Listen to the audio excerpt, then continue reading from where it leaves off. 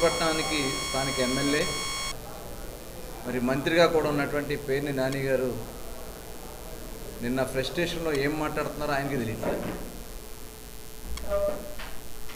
అసలు శివరాత్రి ఎప్పుడో కూడా ఆయన మర్చిపోయినట్టున్నాడు.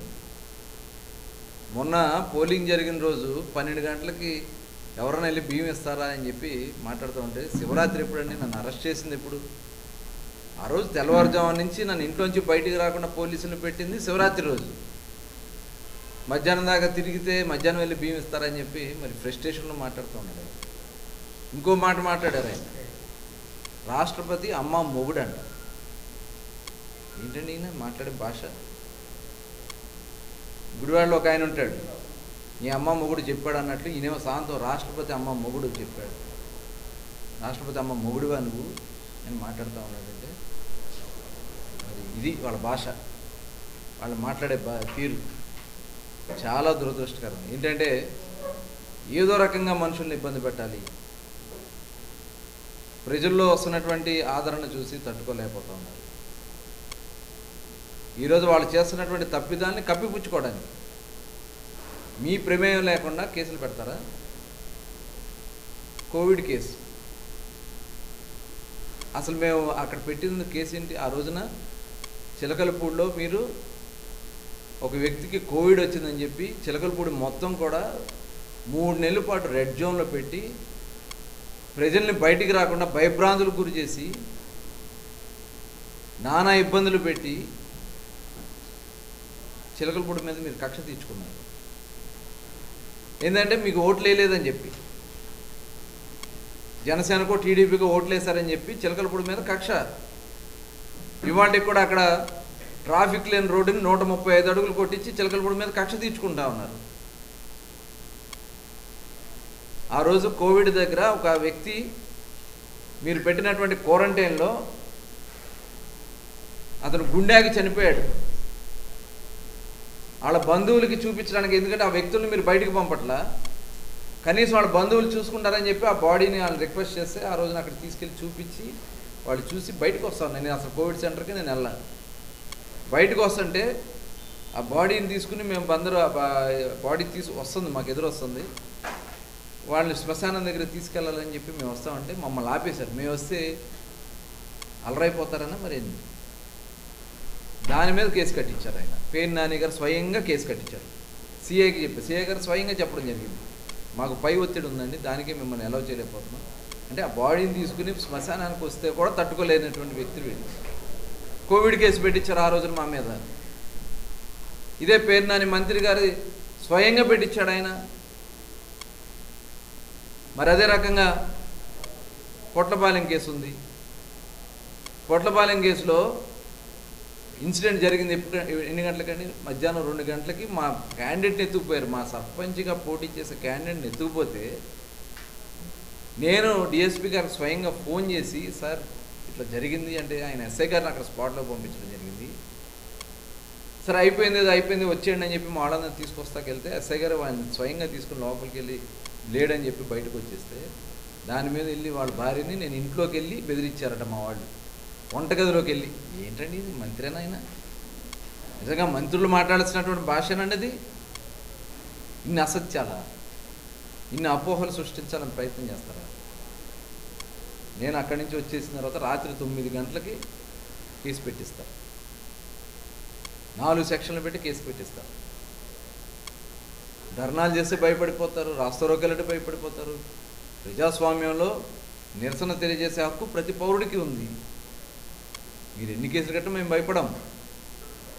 అలాగే ఆ రోజున మరి మోకా భాస్కరరావు గారి హత్య కేసులో అసలు ఏ రకంగా నాకు సంబంధం ఉంటుందని, ఏ సంబంధం లేదు.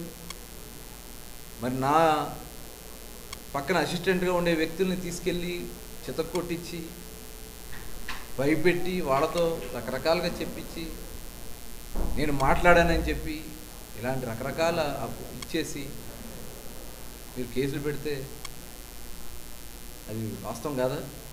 వాళ్ళ రాష్ట్ర ప్రజలందరికీ తెలుసు మా మనస్తత్వాలు ఏంటో. మేము ఏ రోజు తప్పు చేయాల, కేవలం రాజకీయ కక్షతో మా మీద ఈ కేసులన్నీ మీరు పెట్టించారు.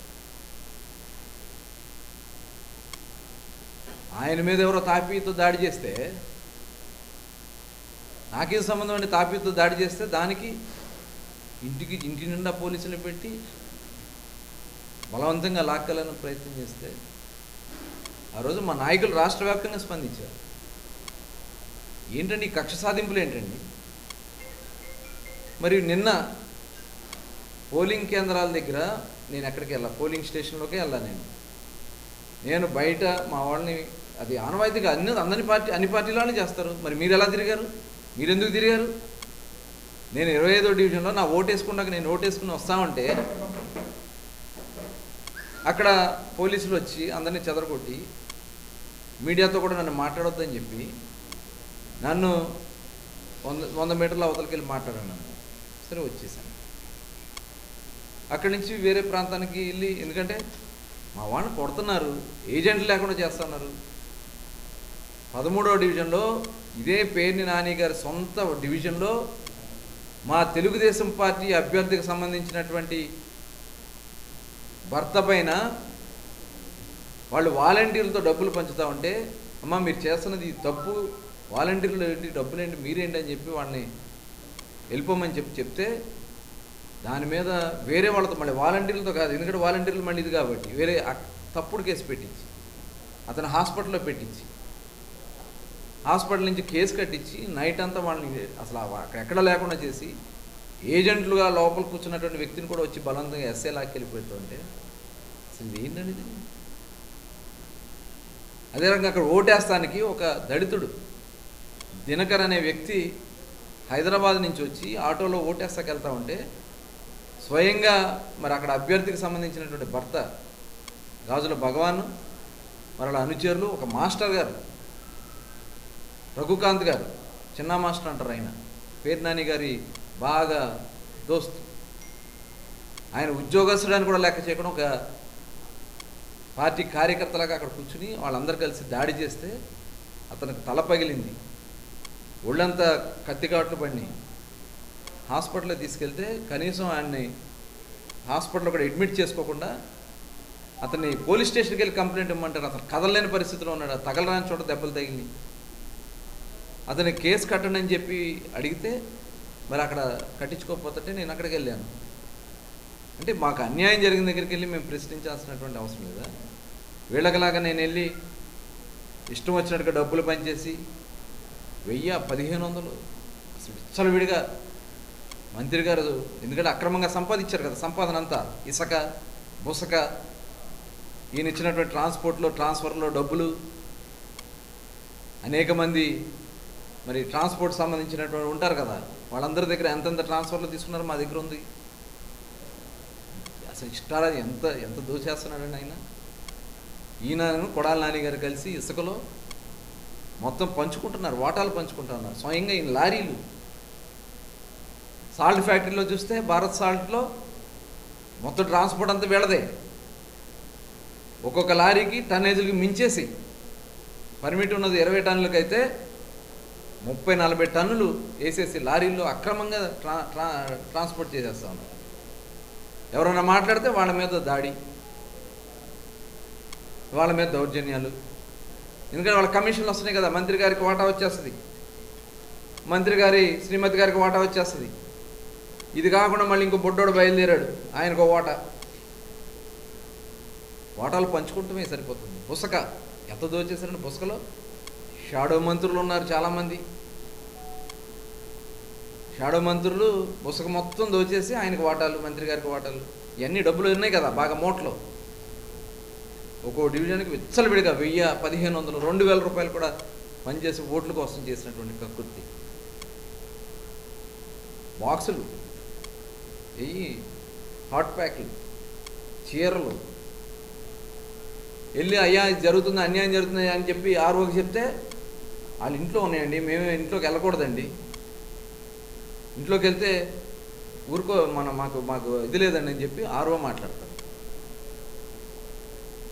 ఫలానా చోట చీరలు ఉన్నాయమ్మా చూడండి అని చెప్పంటే, అమ్మ మేము వెళ్ళకూడదండి ఆ ఇళ్లలోకి, అది వాళ్ళ సొంత ఆస్తులు, వాళ్ళు విచ్చలవిడిగా పంచుతున్నటువంటి పరిస్థితి.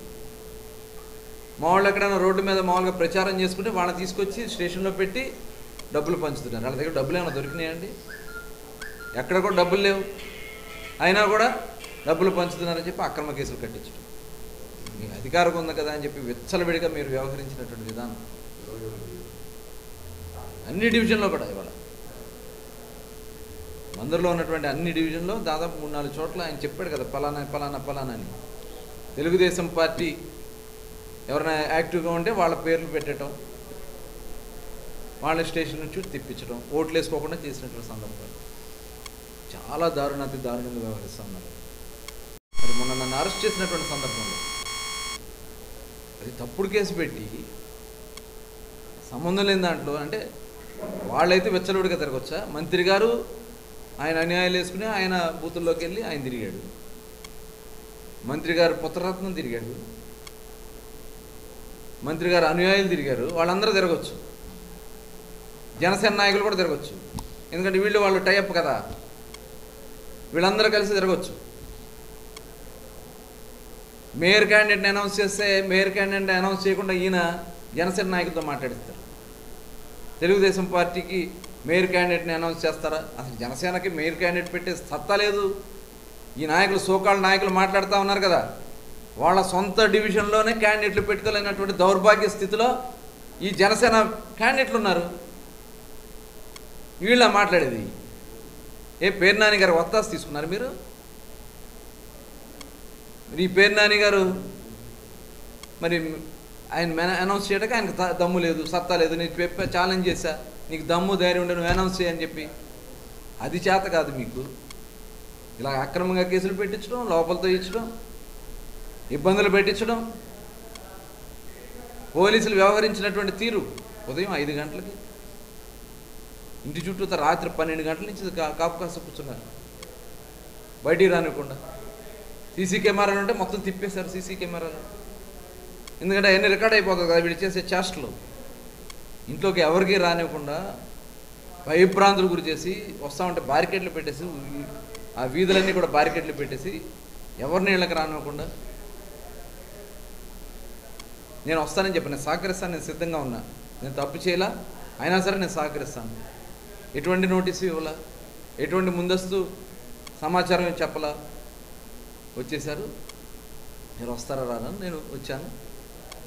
వెళ్తా ఉంటే మా నాయకులు కార్యకర్తలు, అంటే వాళ్ళకు ఉంటుంది కదా టెన్షన్, వాళ్ళకుండే టెన్షన్ వాళ్ళకు ఉంటుంది కదా, వాళ్ళు వచ్చి అడ్డం పెడితే నేను సమాధాయిస్తున్నా, మీరు ఆగండి, మీరేం కంగారు పడకండి చెప్తున్నా కూడా వీళ్ళు బలవంతంగా లాక్కెళ్ళిపోయి వాళ్ళని తన్నేసి బూట్ కాళ్ళతో పోలీసులు వ్యవహరించిన విధానం. ఎప్పుడో నేను చిన్నప్పుడు చదువుకున్నాను, బ్రిటిష్ వాళ్ళు ఆ రోజున స్వతంత్ర ఉద్యమం కోసం చేస్తూ ఉంటే ఏ రకంగా మన వాళ్ళని హింసించారనేది, అలాంటి భయాందోళనమైనటువంటి వాతావరణం. ఈరోజు మళ్ళీ మనకు స్వతంత్రం ఉందా లేదనే విధంగా వ్యవహరించినటువంటి విధానం. కాళ్ళతో తన్నేయటం, బూట్లతో తన్నేయటం. మా మున్సిపల్ ఫ్లోర్ లీడర్, మాజీ ఫ్లోర్ లీడర్గా ఉన్నటువంటి పల్లపాటి సుబ్రహ్మణ్యం గారిని పేగ పట్టుకుని సిఐ గారు స్వయంగా నొక్కేయటం. ఆడవాళ్ళు బతిలాడుతూ ఉన్నా కూడా ఆడవాళ్ళని, ఆడపోలీసులు అక్కడ మగ పోలీసులతో లాగిచ్చేయటం. చెప్పలేనటువంటి బాధ, ఎందుకంటే వాళ్ళని చాలా సున్నితమైనటువంటి వాళ్ళు ఆడవాళ్ళు, వాళ్ళని పట్టుకుని లాగేసిన విధానం చాలా బాధాకరమైనటువంటి సంఘటన జరిగింది. మరి దాని మీద, ఎందుకంటే ఇవన్నీ మాట్లాడుకున్న పేర్నాని గారు ఆయన ఏదో పతితులాగా, ఆయన ఇవన్నీ కూడా ఆయనకి ఏం సంబంధం లేనట్టుగా, వీళ్ళకి తెలియకుండా జరుగుతాయండి ఇదన్నా. ఆయన స్వయంగా పెట్టించినటువంటి కేసు ఇది. అంటే వాళ్ళు తిరిగితే వాళ్ళ కేసులు ఉండవు.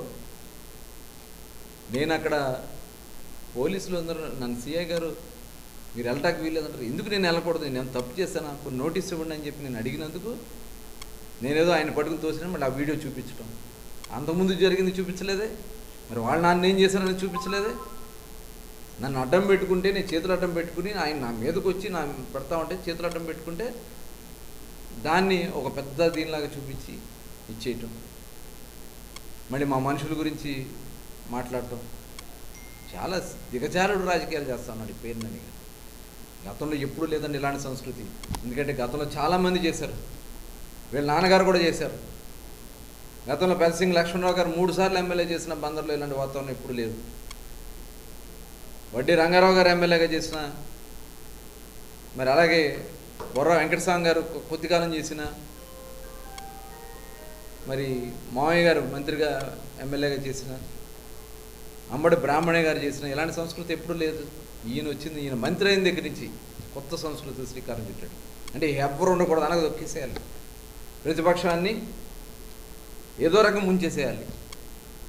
ఇదే రకంగా బయలుదేరుతున్నారు తప్ప ఈయనకేంటంటే ఆయన చేసే అన్యాయాలను ఎదిరించకూడదు, మాట్లాడకూడదు, ప్రతిపక్షం లేకుండా చేసేసుకోవాలి, అనగదొక్కేసేయాలి.